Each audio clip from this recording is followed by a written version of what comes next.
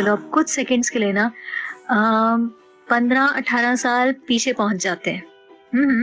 Actually वो वाला time जब मोबाइल फोन्स नए नए आए थे इंडिया में, एकदम भारी भरकम ईंट जैसे मोबाइल फोन।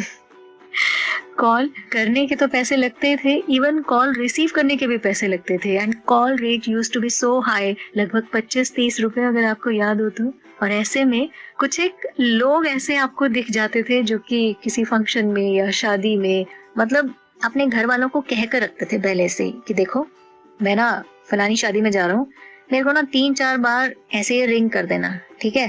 होता क्या था, उनके फोन पे रिंगर बजता था, वो फोन निकालते थे और बिना अटेंड किए प्रिटेंड करते थे कि हम बात कर रहे हैं।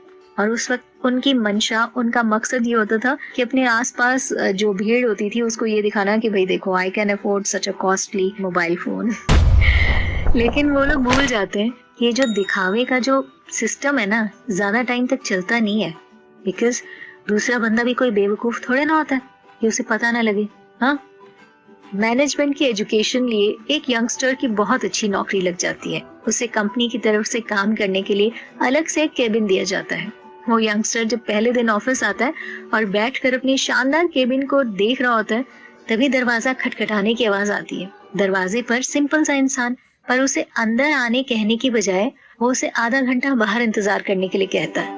आधा घंटा बीत जाने के बाद वो आदमी उससे फिर से अंदर आने की परमिशन मांगता है और उसे अंदर आते देख वो इंसान फोन पे बात करना शुरू हो जाता है। वो फोन पे बहुत सारे पैसों की बातें करता है, अपने ऐशो आराम के बारे में कई ढेर सारी डींगे हाँकता है। सामने वाला व्यक्ति उसकी सारी बातें सुन रहा होता है, पर वो यंगस्टर फोन पर बड़ी बड़ी डींगे हाँकते ही जा रहा है, खत्म ही नहीं हो रही थी उसकी बातें।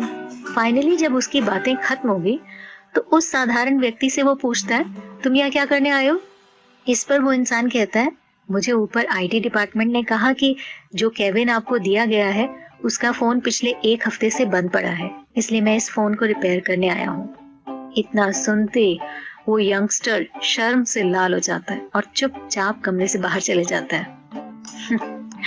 उसे उसके दिखावे का फल मिल चुका होता है। जिंदगी का एक टुकड़ा चख ले जरा। कहने का मतलब ये कि जब हम किसी भी फील्ड में सक्सेसफुल हो जाते हैं तो जाहिर सी बात है अपने आप के लिए खुशी तो होती है, लेकिन वो खुशी जब प्राउड बनकर सिर चढ़कर बोलने लगती है तब गड़बड़ हो जाती है। बिकॉज ऐसे में आप अपने से सामने वाले इंसान को हमेशा नीचा दिखाने की कोशिश करते हैं, फिर वो चाहे अपनी बिहेव से हो या अपनी बॉडी लैंग्वेज से या फिर अपनी बातों से। लेकिन ऐसे में शायद हम ये भूल जाते हैं कि एक दिन जरूर आता है जब हमें हमारे दिखावे की वजह से बहुत शर्मसार होना पड़ सकता है।